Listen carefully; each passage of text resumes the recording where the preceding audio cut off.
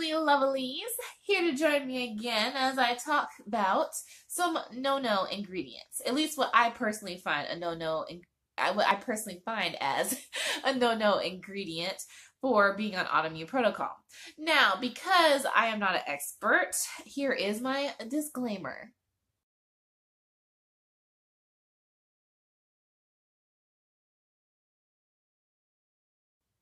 All right, you read my disclaimer? You know not to sue me? You promise not to sue me? Okay.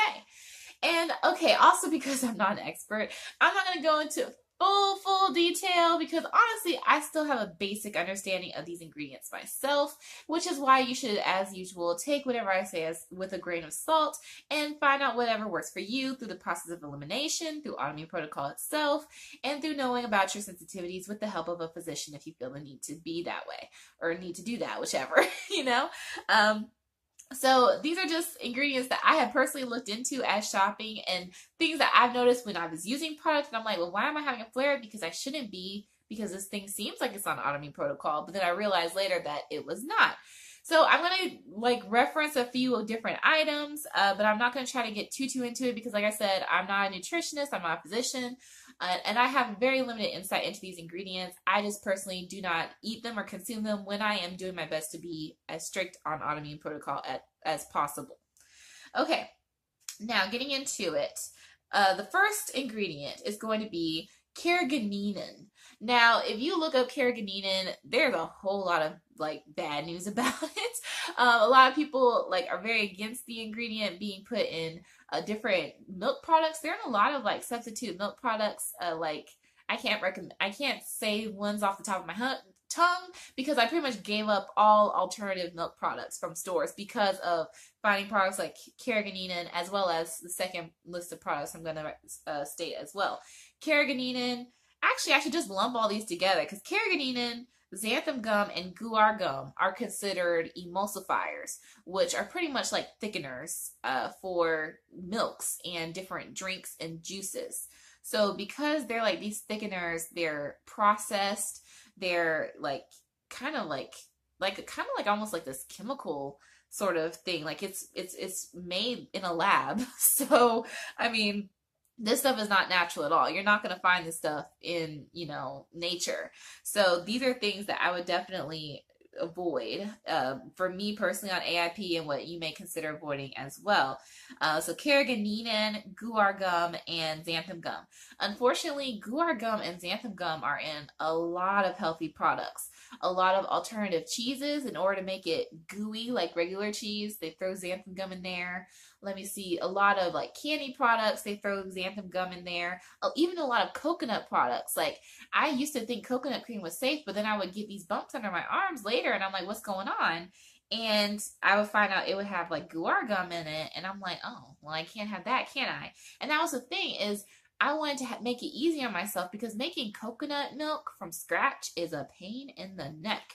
And so I thought, well, why am I doing this to myself? Why don't I just grab some coconut milk from the store? It's going to taste better anyway. But then when I later discovered that they threw emulsifiers in them, I was like, oh, great. I can't even have store-bought coconut milk anymore. So I usually make coconut milk the old-fashioned way if I also crave it, which, to be honest, I don't really often do. But anyway, those three being emulsifiers are definitely ones that I find a danger for AIP. Next is going to be the sodiums, the preservatives, which they love to throw into seafood. I don't know particularly if these are sodiums that are used in everything. I know that just the parentheses, quote unquote, preservatives, or, to maintain freshness statements pretty much tell me that it's a no. To eat this product is a no. When I was at one store, I saw there was sodium bisulfate, sodium pyrophosphate, and sodium tripolyphosphate, all three of which are considered preservatives to maintain freshness. And I get reactions to each of them when I've tried these various products in the past. There are a few products that do not contain these. Usually if you get them fresh from the seafood section behind the glass in the store, which you can find at Whole Foods, Kroger, I don't want to say, no, not that store. Maybe Fresh Market. those places, they will be like 100% wild caught. That's another thing. Wild caught is an important note to make. Aside from these preservatives that are in what can claim to be wild caught, they still throw preservatives in them, making them not paleo, not autoimmune protocol. But if you find something that's wild caught, make sure it's just that ingredient. It may also say salt, like it does that with frozen crab and crustacean. They'll say salt. I pretty much consider that being sea salt because, I mean, it's salt from the sea. I mean, salt, you're just going to be all into the fish or crustacean, whatever you're eating. But if it's more than just those two basic ingredients, the crustacean or name of the fish, and then salt, I probably won't touch it. I mean, unless it says something that I can totally understand is an autoimmune protocol, I will avoid it. I noticed at one store, pretty much the only shrimp that didn't have a preservative in it was the baby shrimp, like the teeny tiny baby salad shrimps that are like as big as a dime or a nickel. And though I guess because they're so tiny, you can't put preservatives in them. So that's the thing I usually get at most stores if they have the salad shrimp. But if it's regular shrimp, if I can't get it from behind the counter, behind the glass, you know, encapsulated in ice and things like that, I'm probably not going to get it because it more than likely contains preservatives. Let me see. So I said the sodium, I said the emulsifiers. Another one is sulfates and sulfites. Now, you can do your own research to see. I know a lot of people believe sulfates and sulfites are okay. I don't know which one it is, but one of them, I want to say sulfites, is commonly in, what's it called? Balsamic vinegar. Now, I'm already iffy on vinegar as it is because I'm not supposed to have vinegar because I'm supposed to be brewer's yeast free, and that means you have to avoid anything fermented, which means vinegar. But I am concerned because it says may contain sulfates and sulfites. Some sulfates and sulfites are considered naturally occurring. However, it is a little bit worrisome because it can be considered by some as a carcinogen, and autoimmune protocol, you know, autoimmune disorders in general are cancerous in nature. And so if you're going to be on autoimmune protocol, you should avoid things that are considered possibly carcinogens, which make autoimmune disorders worse. But that is up to you. Consult a physician to make sure if my facts, well, not facts, I don't even want to say facts, but whatever I'm saying is right. I know that I'm no expert in this, but the same also qualifies for nitrates and nitrites. I see this a lot in cured meats. This is the other, let's see, I said sodium, I said the emulsifiers, and I'm saying sulfates, and I'm saying nitrates. So we're on number 4 now, nitrates and nitrites. Those are commonly found in as a consistent ingredient in cured meats, commonly bacon. A lot of autoimmune protocol recipes call for bacon. I've always been iffy with bacon, even though they have naturally occurring nitrates or nitrites from celery juice. That still is just, I don't know, if you look into it, if you research those ingredients, that's also, some people believe they also can trigger that as well. Also, actually, let me throw in another bonus, a 5th one, being artificial smoke. A lot of vegetarian foods, like I know veggie burgers, well, pretty much all the burgers I think at Burger King or fast food places that have like a smokiness that they advertise contain that liquid smoke. And liquid smoke is also considered a carcinogen as well. I'm not saying it doesn't taste good, because it can taste amazing when you're when you're wanting and craving that charcoal kind of taste. But you have to really be careful of that, because I mean, even people say barbecuing, just the smoke from that itself can be carcinogen inducing, and it's just a lot. I mean, that's not going to stop me personally from actually barbecuing something if I have the chance to in the future. But definitely with sulfates and sulfites and nitrates and nitrites, because of the fermentation aspect, I avoid that, and I find that to be a danger for autoimmune protocol for me, and especially for being brewer's yeast free. So you can take that with a grain of salt, as well as with liquid smoke. There are a lot of fish, especially like tuna products, that may contain artificial smoke. I know the brand that's at Aldi's does. So it does make it taste good. It's like a flavor enhancer, but at the same time, you know, you have to weigh the options with the ingredient. You know, do you have a sensitivity or not? The ultimate way to know if you have a sensitivity, in case you don't know this already, is to have a food journal and a food diary. And it takes one ingredient 3 days That is 72 hours, people, to go through your entire body. So if I am trying a new ingredient, I write it down that day. And then if I have a reaction, or even if I don't have a reaction, I note it on my planner. I have a day to day and month to month planner that I keep track of. And if I have anything at all that's reminiscent of a pimple or a bump, I will write down the exact anatomical location, as well as you know, how big it is, if it's like small or if it's large, and if it's like formed or if it's like still like, you know, forming. Like I'm specific with my boils, because I've noticed that sometimes, depending on the things I eat, I'll have boils that pop up in a specific place. And sometimes I may eat something, I may not even think about where I'm going to get a reaction, but then when I get a reaction and I'm like, okay, I have a reaction in this spot, that means I probably ate a grain. Like usually I get boils in my lower body when I'm eating grains. I get reactions on my back if I eat something with soy or something fermented.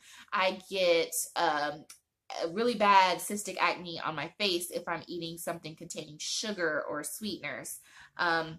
So all those sorts of things, like I map my body out. So I don't know if it's the same with you. Maybe you might have the same sort of thing going on with your body. But for me personally, sometimes if I just know the location of where I'm getting a flare up, I can narrow down what did I eat that caused that, and I know to avoid it in the future. So definitely keep a food diary. I'm sure that's something your physician may recommend if you have one that you're consulting about this process. Keep track of that. Just keep track of it and know what you're putting in your body.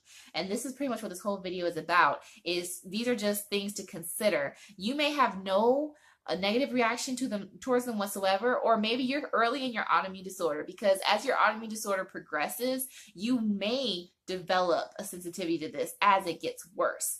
Of course, being on autoimmune protocol can help your body to reset, and you may not even get to that point of developing a sensitivity to this stuff, but you never know. Everyone's body is different. So I said the sodium, the emulsifiers, the sulfates and the sulfates, sulfites, nitrates, nitrites, artificial smoke. And now we are on to number 6, which is going to be propylene glycol. Propylene glycol is not really in a lot of food. It's more in body products, hair products, shampoos, lotions, soaps. Propylene glycol is like always like somewhere in there. I don't know exactly what propylene glycol is. I think it's some kind of chemical that derives from, I want to say grain, but I'm not 100%. But either way, propylene glycol is like bad news if you look into it. A lot of people do not like propylene glycol. A lot of natural products advertise as being propylene glycol free. I definitely use products that do not contain propylene glycol. My hair product is not necessarily an autoimmune product because it contains shea butter, which you're not supposed to have anything from a nut. But it seems to be working fine with my hair. I don't get any major reactions from it, so it works for me. But mainly I'm supposed to be avoiding brewer's yeast anyway, so that's just me. But if you are 100% autoimmune protocol, you have to not only consider what you're eating, you have to consider what you're putting on your body as well, because you could be getting flare-ups from just like absorbing through your skin. Your skin is the largest organ in your entire body. So you have to be careful about what you're putting on your skin, what you're putting in your hair, because your hair is going to absorb things too. Everything on your body, you know, you have to be cautious of. So that's propylene glycol. Look into it, because I still don't know much about it. All I know is I need to avoid it, and I do. So that is, I believe, number 6. So number 7 is going to be natural flavors. Natural flavors is often put in, I'm sorry, I just got a thought for something else to include in this video. I'm typing it down. Natural flavors is something that's in a lot of products, even products that are claiming to be healthy. I have actually, like, when I was in autoimmune protocol, I got so fed up with eating, you know, nothing but fruit and vegetables, because like I couldn't afford like grass-fed stuff, grass-fed meats, and I just wanted to eat something. Like I was eating giant bottles of smoothie, which I know now is bad for you because it's gonna make your sugar spike up. Even if it's a smoothie, like pure fruit, that still makes your sugar spike. I would try to use those giant smoothies as like a meal replacement, which was totally wrong. I didn't do it for very long because I noticed it was making me lose too much weight, which was not good. Now I do use smoothies as like my drink substitutes because I don't purely juice most of the time because I don't want a blood sugar spike. That's what Dr. Ian on Rachel Ray says, is you should use smoothies and get the pulp as much as possible so that you have fibers, because that helps regulate your blood sugar. So for that reason, I definitely keep that in mind. I'm sorry with smoothies. I'm talking about natural flavors. Natural flavors, actually, if you look it up, natural flavors aren't that natural. So there's a whole like process behind natural flavors, and it's not what it seems. So definitely look into that to see if you need to be cautious of that ingredient as well. Consult your physician if you feel the need to. Definitely consider that when you see natural flavors. Now I'm seeing more and more products that contain the actual ingredients. Like I'm seeing more sparkling waters that are saying we're using raspberry oil, or let me see, we're using lemon oils and the essence of this fruit, essence of pomegranate, essence of this. So essence and oils and extracts of the specifically named fruit or ingredient make me feel more comfortable with consuming that product. Just the general term natural flavors usually scares me, and I find it to be a danger to my autoimmune protocol journey as well. So I avoid natural flavors when I'm on strict autoimmune protocol. So let me see, what am I at? Sodium, emulsifiers, propylene, sulfate sulfite, nitrate nitrites, that's 6. And I just talked about natural flavors. So now we're on number 8. 8 is going to be the one I just thought about, which I also avoid when I'm on autoimmune protocol, which I'm terrible about avoiding in real life, I'm going to be honest, is citric acid. Oh my gosh, citric acid.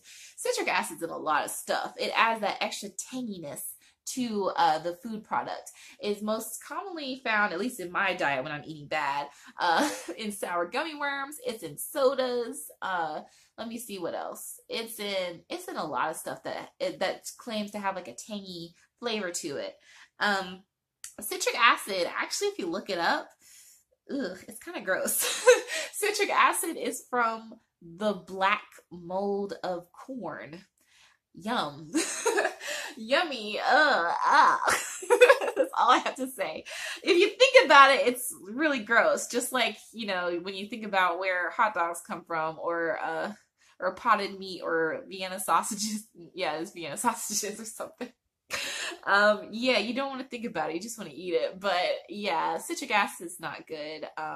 Number 1, it's from a grain. So if you're on autoimmune protocol, yeah, that's probably something you want to avoid. You want to avoid any extracts of the grain, anything related to grains. Of course, if you're just paleo and if you don't have a grain sensitivity, maybe if you just have like celiac disease and you can substitute your eating with grains, because I mean that's pretty much all that they put in gluten-free products is grains. They put either rice or corn or like, I don't know, barley. I don't know. I don't know what else.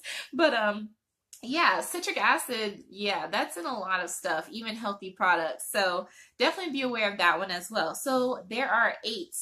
Yeah, hopefully you can see that. 8 products in total that I've named in this video. Hopefully you find that helpful to kind of give you some alerts as to what ingredients you need to be aware of as you're shopping. I do have my free shopping planner, shopping list planner on my blog. All you have to do is sign up to my email list. I do have different check boxes so that you are aware that I am using a third party with the email list to help better like serve you in the way of like, I'm trying to think, I'm trying to remember all that it does. Pretty much just like to keep track of, I guess, like how many subscriptions I'm having, and letting you know about the latest posts, letting you know about my giveaways. And like I said, you do get the free planner once you sign up. You just have to put your name, I believe, and your email address, and then verify all the check boxes. Sorry about so many check boxes. I'm trying to be in line with the GDPR, which is the, oh gosh, what does it stand for again? I don't even remember. It's the General Data Protection Regulation. That's what it is. And that's for the UK, and I think just Europe in general, where you're supposed to make sure that you're ensuring someone's privacy. So yes, that's why I have a lot of legal stuff on my blog. I'm sorry if it annoys you, but I gotta, you know, make sure I'm covered and make sure that people are well informed, because that is important. Anyway, and yeah, that's important to this video as well. You know, you need to know about these different ingredients that could make you sick, that could cause a flare up. You know, I mean, consult your doctor with them. Your doctor may not even be crazy about these either, but you should always look for a second opinion, always do your research, be empowered, okay? Be empowered. Do not let other people like bamboozle you, pretty much. Even me, I'm not gonna bamboozle. I have no urge to bamboozle you, but you know, even if I wanted to, like, stop me in my tracks, okay? So that's all for today. You now know the 8 ingredients that I personally avoid on my autoimmune protocol journey. Let me know if you avoid them as well, or if you just heard about them, because you're not going to commonly know about this stuff unless you're actually looking it up. I want to hear from you. And of course, once you sign up for that email list and get your freebie, the little shopping planner, to plan for when you're shopping and know what you should be getting and what you shouldn't be getting for autoimmune protocol, has a few little reminders in there to avoid nightshades and avoid certain ingredients, or to keep certain ingredients in mind. Once you have all that in your mind, you know you're empowered and you can go and you can do that. And I lost my train of thought. I'm so sorry, but yes. Once you get all that prepared and you have all the stuff in mind, you're empowered to shop and maintain your resolve if you're going to stay on autoimmune protocol for whatever period of time that you feel is best. Remember, autoimmune protocol is considered temporary by most. You're supposed to be temporary. I've had to be on it longer for me personally because of my disorder, because there's not a lot of information about my disorder, hidradenitis suppurativa, or HS. I've had to be on autoimmune protocol because people don't know about brewer's yeast. But autoimmune protocol makes my body happy, makes me lose weight, and helps me to be healthy overall. I do try to keep a balance with it. But I have definitely learned a lot while being on autoimmune protocol, and a lot of people don't know this kind of stuff. So I'm sharing it with you so that you know, and you can make your own educated decision. So stay educated, my funnily lovelies, and have a fantabulous, is that a word? I don't know. Fantastic and fabulous day. Bye.